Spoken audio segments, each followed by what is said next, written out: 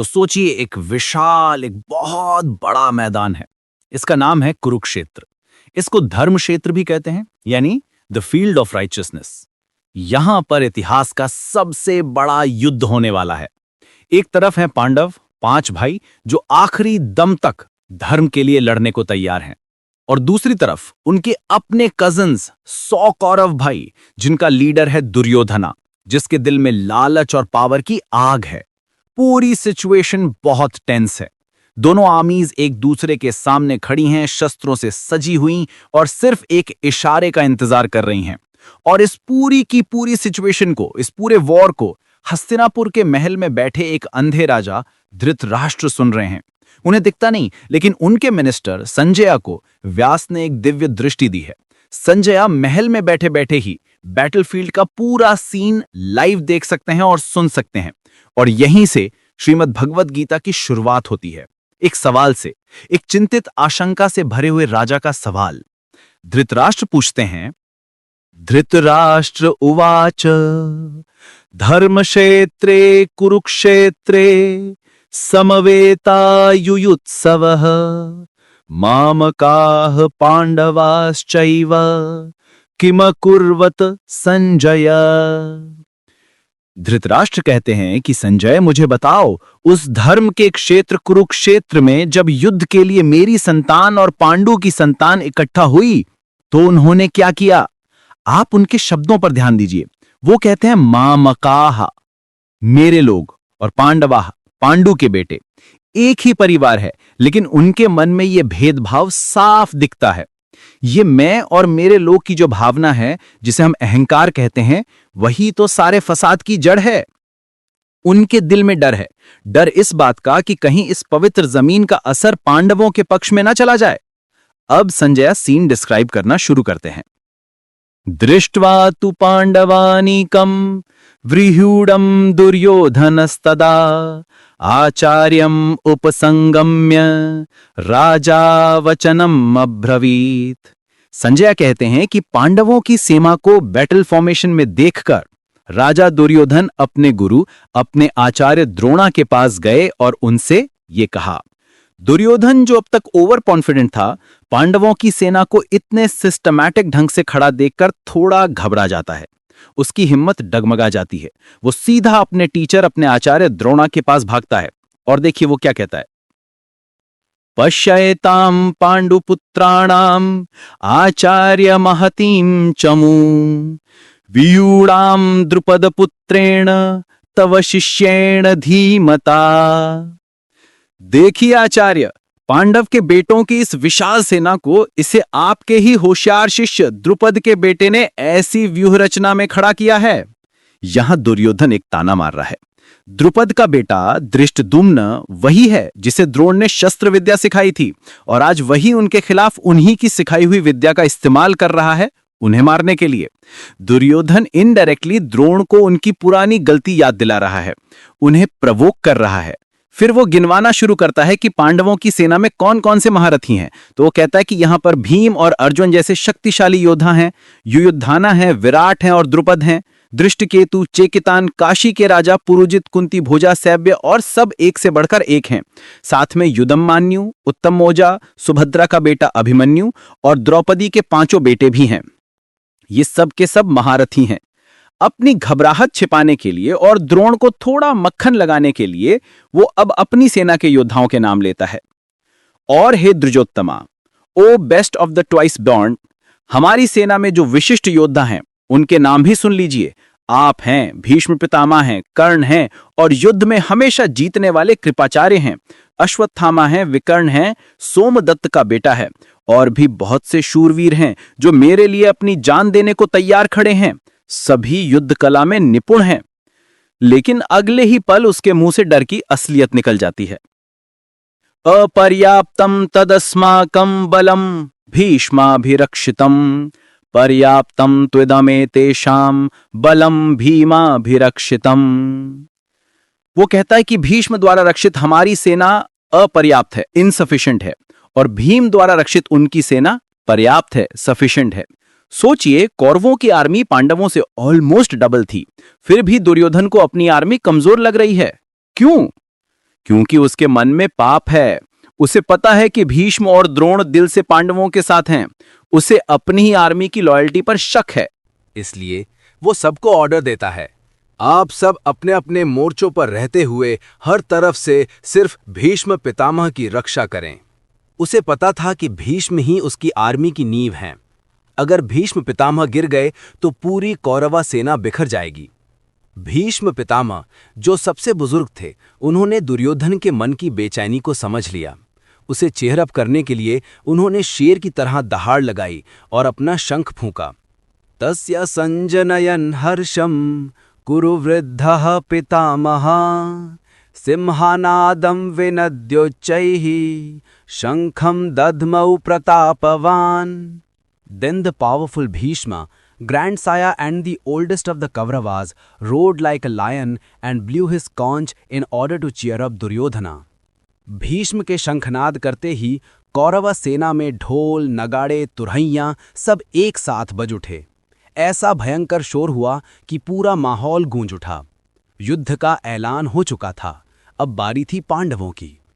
ततः श्वेतैः हयैः युक्तैः महती स्यन्दने स्थितौ माधवः पाण्डवश्चैव दिव्यौ शंखौ प्रदध्मथु। Then, stationed in their magnificent chariot, yoked with white horses, Madhava, Krishna, and the son of Pandu, Arjuna, also blew their divine conches. सफेद घोड़ों से जुते एक शानदार रथ पर बैठे माधव यानी भगवान श्री कृष्ण और पांडु पुत्र अर्जुन ने अपने दिव्य शंख फूंके। ऋषिकेशा, श्री कृष्ण ने अपना पंचजन्य शंख बजाया। धनंजया, अर्जुन ने देवदत्त नामक शंख बजाया और भीम ने अपने भयंकर कर्मों के अनुसार पौंड्र नाम का महाशंख फूंका। एक के बाद एक राजा युधिष्ठिर ने अनंत विजय, नकुल ने सुघोष और सहदेव ने मणिपुष्पक शंख बजाए।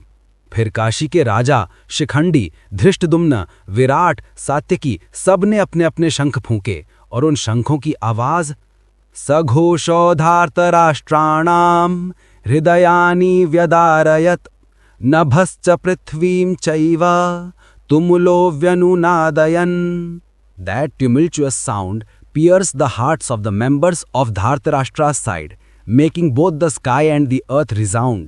उस भयानक आवाज ने धृतराष्ट्र के पुत्रों के दिलों को चीर कर रख दिया। आकाश और पृथ्वी सब उस आवाज से कांप उठे। जिनके मन में पाप था, उनके लिए वो शंखनाद मौत की पुकार जैसा था। इस पूरे हंगामे के बीच जब तीर तलवार चलने ही वाले थे, तब हमारे स्टोरी के हीरो अर्जुन एक्शन में आते हैं। उनका झंडा, उनका ध्वज, उस पर कपिध्वज यानी हनुमान जी विराजमान थे। अर्जुन ने अपना धनुष उठाया और अपने सारथी ऋषिकेशा श्री कृष्ण से कहा, अर्जुन वाच सेनयोरुभयोर्मध्ये रथम स्थापयमेच्युता। Arjun said, O Achyuta, Krishna, please place my chariot in between both the armies. हे अच्युत, हे कृष्ण, मेरे रथ को दोनों सेनाओं के बीच में ले चलिए। मैं देखना चाहता हूं कि यहाँ युद्ध की इच्छा से कौन कौन खड़ा है। मुझे देखना है कि इस रणभूमि में मुझसे किन लोगों से लड़ना है। मैं उन सबको देखना चाहता हूं जो यहाँ इस दुर्बुद्धि, इस दुष्ट धृतराष्ट्र के बेटे को खुश करने के लिए जमा हुए हैं। अब तक अर्जुन पूरे जोश में हैं। उनके मन में कोई कंफ्यूजन नहीं।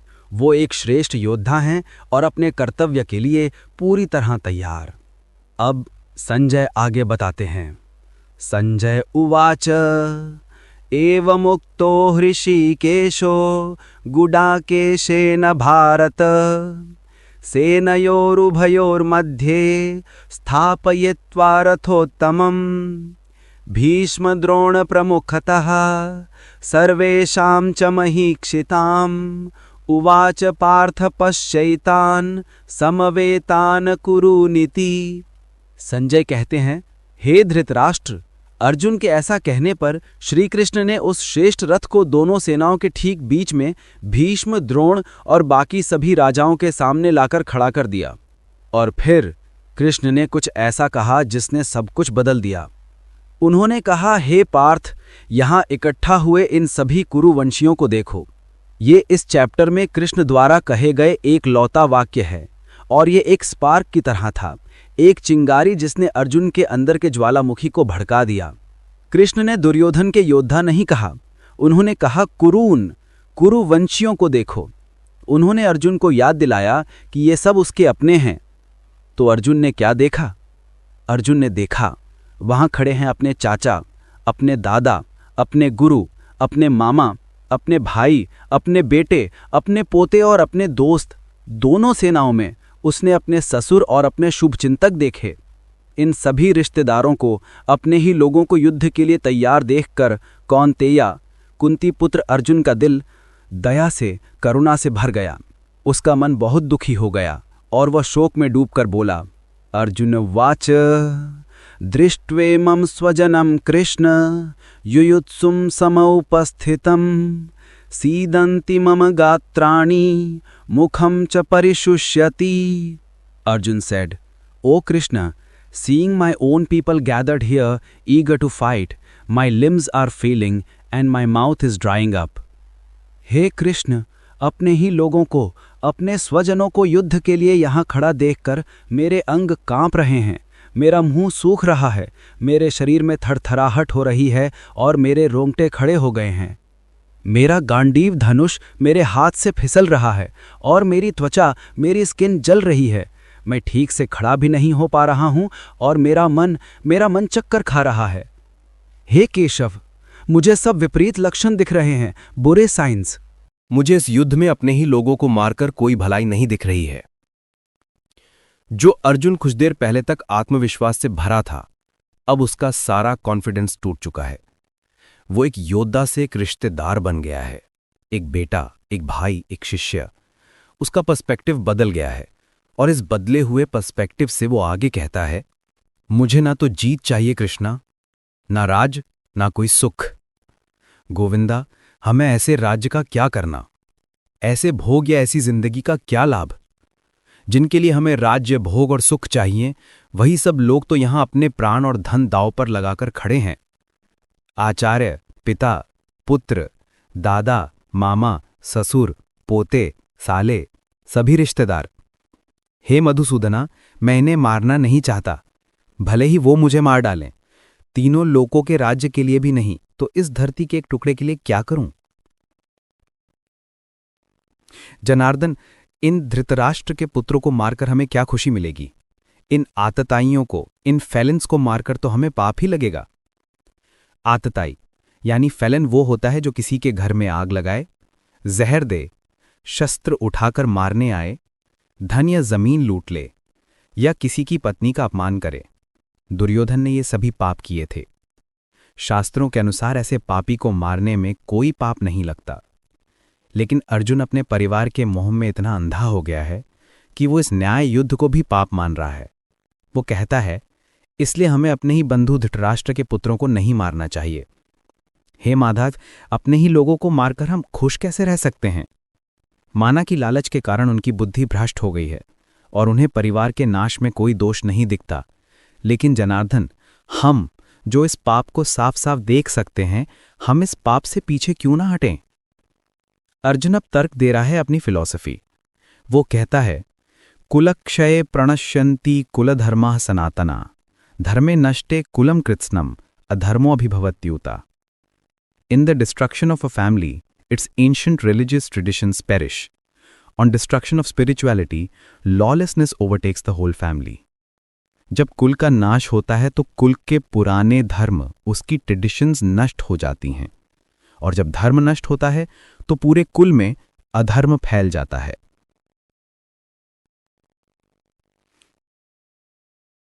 और हे कृष्णा, जब अधर्म फैलता है तो कुल की स्त्रियां करप्ट हो जाती हैं, उनका आचरण भ्रष्ट हो जाता है, और जब स्त्रियां करप्ट हो जाती हैं तो वर्ण संकर पैदा होता है, यानी अनवांटेड प्रोजनी। इससे कुल का नाश करने वालों को और उस कुल को नरक में जाना पड़ता है। उनके पितर, उनके एंसेस्टर्स भी गिर जाते हैं, क्योंकि उन्हें पिंड दान और पानी देने वाला कोई नहीं बचता। इस पाप से जाति धर्म और कुल धर्म सब नष्ट हो जाते हैं। और जनार्दन, हमने सुना है कि जिनके कुलधर्म नष्ट हो जाते हैं उन्हें अनंत काल तक नरक में रहना पड़ता है।